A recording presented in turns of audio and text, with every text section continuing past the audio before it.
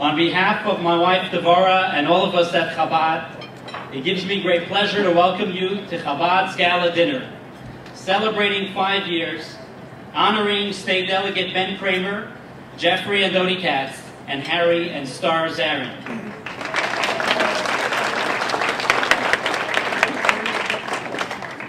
When two people meet, something good must result for a third. When 100 or 150 wonderful people come together to celebrate the great accomplishments of the past 5 years and commit ourselves to doubling our efforts, then most certainly tremendous good will result, not only for those sitting here in this room, but through us for the entire community. So join me in wishing each other l'chaim, l'chaim.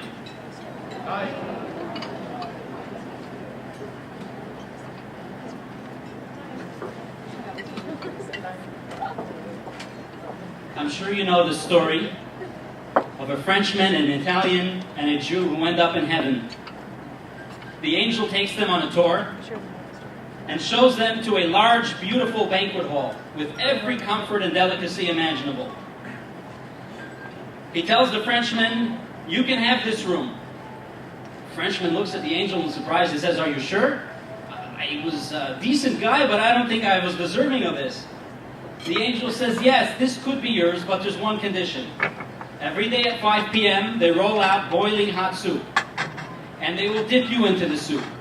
If you can withstand that, this room is yours." The Frenchman thinks for a moment and says, "No, thank you, I'll pass." Next comes the Italian. Same story. The banquet hall is yours. Every delicacy, one condition. Boiling hot pasta every day at 5 p.m. The Italian thinks for a moment, says, "No, thank you, I'll pass." Next comes the Jew. And the angel says, "Rabbi Yankel, this room could be yours on condition that every day at 5 p.m. there's boiling hot matzo ball soup. They will dip you in. If you can withstand that, it's yours." The Jew thinks for a moment and jumps up and says, "Yes, I'll take it." The Italian and the Frenchman look at him in shock. "Are you sure?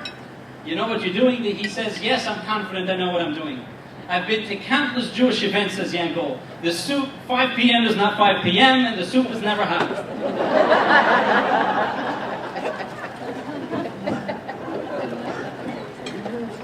Here at Chabad of Olney, we do try. Tonight, we hope to stick to schedule.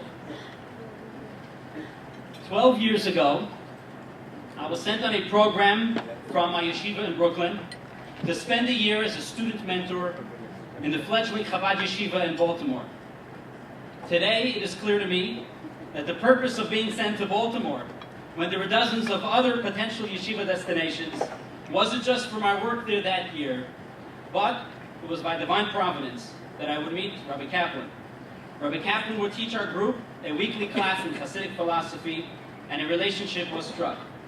When 6 years ago I was tipped off that Chabad may be interested in expanding to Olney, whatever that place is called, I immediately placed the call to Rabbi Kaplan, and the rest is history. Rabbi Kaplan, the regional director of Chabad of Maryland, will open tonight's program with a Dvar Torah, some thoughts, some words of Torah. Please welcome Rabbi Shmuel Kaplan.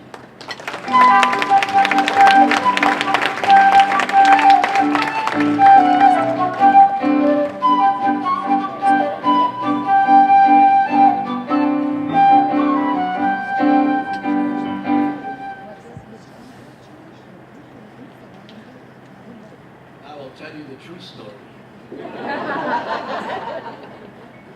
I traveled from Rockville to Baltimore. The kind of cars that I traveled with occasionally had trouble.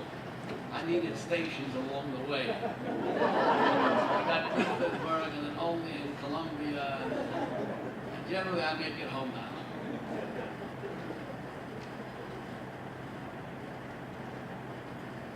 Just a day ago, we celebrated one of the 3 pilgrimage festivals, the holiday of Shavuos.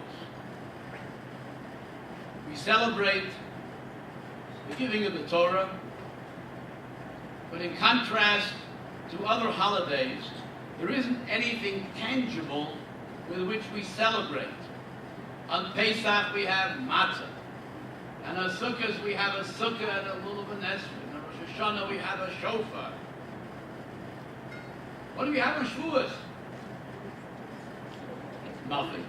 Oh, I forgot. We got cheesecake and we got princess. But those are all custom. It's not biblical. From a biblical point of view, this festival is only a holiday per se. Why is it so? The Torah, which God gave us on Shavuos, Zman Matan Torah, we celebrate the time which God gave us the gift of the Torah. There's only one thing that determines it, and that is commitment. And commitment has no tangible way in which you express it. What do you do for commitment? Hold a rolling pin. What do you do for commitment? But that's the essence of the holiday. It means to be absolutely, totally devoted, dedicated, to live by, be guided by the Torah. In order to be an emissary of the Rebbe, that is the key. When you look at someone who is a shliach, and thank God we have many in the Maryland area, and I look to see who is a person that I think will succeed. I don't look for eloquence. I don't look for stature. I look for commitment. If you have that burning commitment, an unyielding commitment, you will succeed. Rabbi Benson and his wife Dvorah, they exemplify the tenacity, perseverance, and the commitment. We are here now, 5 years starting from scratch. Just wait another 5 years. You won't believe your eyes. So let me just give them a bracha, my blessing. They should go from this milestone, Mechayel and Choyel, from strength to strength, where we continue to see their success, and in their success, the success of the community, the success of our Torah. Thank you.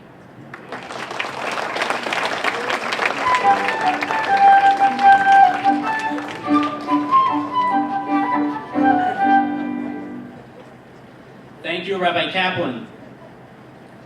When we started the Hebrew School of the Arts, in our dining room and living room, Eddie Barnes joined us as one of our founding students. Eddie will lead us in a short psalm, a prayer expressing our hope for ultimate peace, for our community, for the Jewish people, for Israel, and for the entire world with Mashiach. Please welcome Eddie Barnes.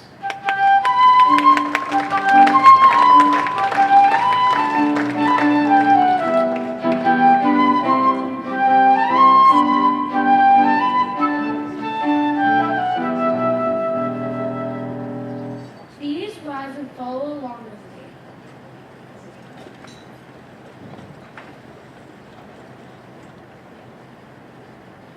Hallelu et Adonai, kol goyim shebechuhu, kol hayurim, ki gabar aleinu, chasdo v'emet Adonai leolam.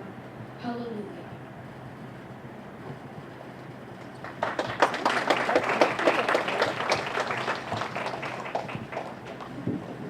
Thank you, Eddie. What an achas to watch you grow, both as a mensch and in your knowledge of Torah and mitzvahs.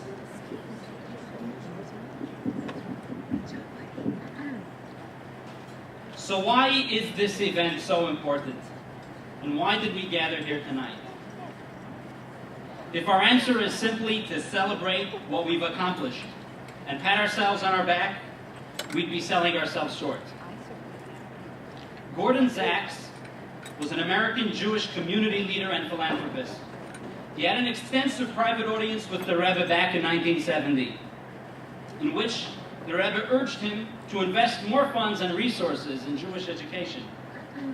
Years passed since they met, and in 1987, Zaks found himself once again in New York and heard of the Rebbe of the now famous dollar lines, in which the Rebbe would accept thousands of visitors every Sunday.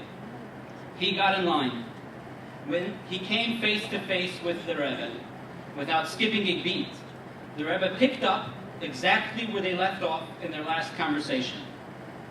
Whether or not Gordon had indeed directed more attention on Jewish education, Gordon was flabbergasted. 17 years had passed. The Rebbe had seen thousands of people since, yet he remembered both him and the conversation that they had. Gordon couldn't contain himself and he blurted out, "You are amazing." To which the Rebbe immediately responded, "What will the children benefit that I am amazing?" The line didn't continue until after Gordon gave his assurance that indeed he would renew his commitment and his efforts in that area. The Rebbe showed our generation how to truly ensure continuity, not by empty meetings, symbolic gestures, surveys, or kvetching. Only one thing mattered: action. What our people need more than anything else, and what is common to all 4,000 Chabad centers across the globe, is action. Teaching a child the alphabet is far more valuable than conducting 30 surveys and studies on the subject. Inviting individuals and families to sit comfortably in the table of Jewish life, regardless of their knowledge, background, or affiliation, is infinitely more productive than 1,000 kvetches of the crisis of Jewish drop-off and assimilation. It is all about action. Friends, each and every day, Devorah and I thank Hashem that we have the privilege of bringing the Rebbe's vision to fruition right here in Montgomery County. We are humbled by this blessing and awesome responsibility. And we are thankful to be joined in our efforts by some of the most generous and dedicated people one could ever hope to meet. I'm referring to you, the people sitting in this room. It is through your involvement and support that we are able to bring this vision to life. Chabad doesn't see itself as specialists who cater to a specific issue or clientele. Rather, Chabad operates more like a general practitioner, ready to teach, inspire, and help all people with whatever their needs may be. And so it is, my friends, that Chabad of Olney is here for you and everyone dear to you. If you send your child to our Hebrew school, you belong. If you attend a class, you belong. If you show up for the high holidays, you belong.